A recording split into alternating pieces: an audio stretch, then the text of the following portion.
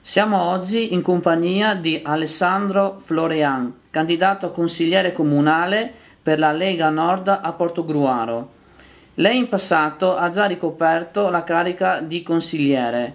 Ci vuole parlare di questa sua esperienza che oggi l'ha portata alla Lega Nord? Sì, la mia esperienza amministrativa e politica parte da lontano, parte dagli anni 70-75, poi in Consiglio Comunale nell'85. C'è stata una serie di vicissitudini politiche che mi hanno portato a rinunciare al Consiglio Comunale per questi ultimi 5 anni, però poi devo ringraziare anche Daniele Stival, la Lega Nord, che mi ha dato l'opportunità di entrare in Consiglio Comunale a difendere i valori della nostra città, le tradizioni della nostra città e anche le cose dell'urbanistica portogruarese. Quale sarà il suo primo impegno se verrà eletto consigliere comunale? Il mio primo impegno è senz'altro quello da cui mi batto da tanto tempo, ed è l'Oratorio Pio X. Perché l'Oratorio Pio X? Al di là delle questioni di interessi o di opportunità che può dare il Pio X, è proprio perché credo che la Lega Nord debba fare una politica per i giovani, perché i giovani sono il futuro della nostra città e non possiamo togliere ai giovani i diritti che hanno nel gioco, nella formazione cattolica e nella formazione civica.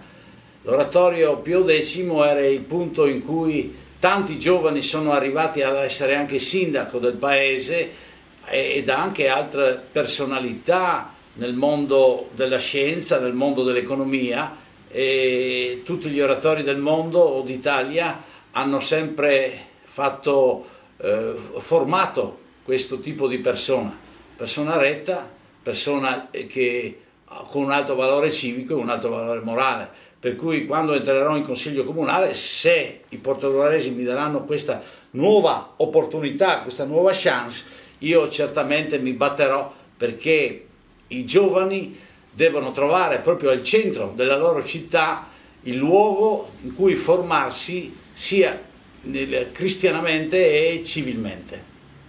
Un'altra questione, tu hai parlato appunto di giovani, ma sono importanti anche gli anziani. Il progetto di creare una residenza sanitaria assistita vicino all'ospedale nuovo di Portogruaro, ti trova d'accordo? Secondo te ci sono altre soluzioni? No, questo è un altro argomento che avrebbe bisogno di molto più spazio, ma mi limito solo a dire che non si possono buttare o gettare i vecchi e gli anziani, quali sono anch'io, fra poco fuori delle porte della città. Gli anziani devono rimanere nella loro città, vederla, essere vicino alle persone che li hanno amati e alle cose che hanno amato. Questo significa fare una politica anche per gli anziani.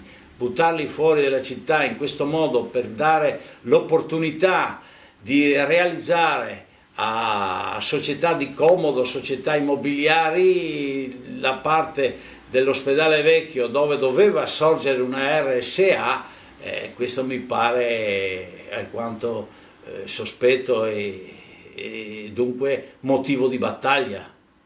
E per quanto riguarda invece un tasto dolente per Portogruaro, ci troviamo qui in centro storico, diciamo, vicino al centro, problema viabilità. Sicuramente la viabilità è uno dei punti fermi in cui decidere perché questa città cresca economicamente. Questo significa ringiovanire la città, significa vivere la città, perché questo tipo di viabilità ha interrotto l'economia proprio cittadina e ha fatto sì che sia abbandonata dai clienti giornalieri che vengono ad acquistare, che vengono a far spesa in questo nostro paese. Il timore è che proprio questo tipo di politica che interrompe la viabilità storica e consueta faccia sì che il centro storico diventi un museo, mentre una città è da vivere, non che una città da passeggiare perché devo vedere gli edifici storici, ma che una città morta è una città che diventa un museo. Questo della viabilità, e sicuramente nessuno ha la bacchetta magica per vedere quale tipo di viabilità scegliere, ma sicuramente è una battaglia da fare anche questa in Consiglio Comunale. Quindi tu ritieni ad esempio che il centro storico non dovrebbe essere al momento chiuso al traffico, né tantomeno la situazione attuale in cui tutto il traffico che passa attraverso il centro sfocia, diciamo, in via Spalti? Guarda, sicuramente dobbiamo rivedere la viabilità, in quanto San Giovanni dovrà essere riaperta. Io lo dico subito, ero contrario agli inizi, poi mi sono accorto man mano che è come tagliare la vena principale che porta il sangue al cuore. Tagliare San Giovanni significa far morire la città.